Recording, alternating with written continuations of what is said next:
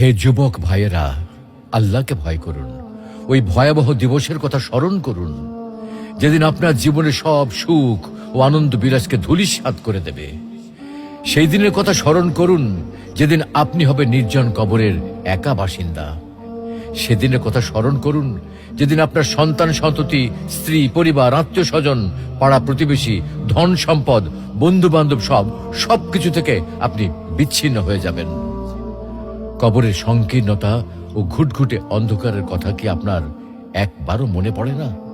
কবরের বিভীষিকাময় ও ভয়ঙ্কর অবস্থা কি আপনার স্মরণ হয় না? কবরের শাস্তির ভয় কি আপনার অন্তরাত্মা প্রকম্পিত হয় না? মুনকার নাকির ফেরেশতার দয় প্রশ্নের সঠিক জবাব কি আপনি দিতে পারবেন? একথা একবারও কি ভেবেছেন? অনুরূপভাবে কবরের অপুরন্ত সুখ ও অনাবিল শান্তির কথা কখনো কি আপনার হৃদয় পটে জাগ্রত হয় না? তাই বলছি,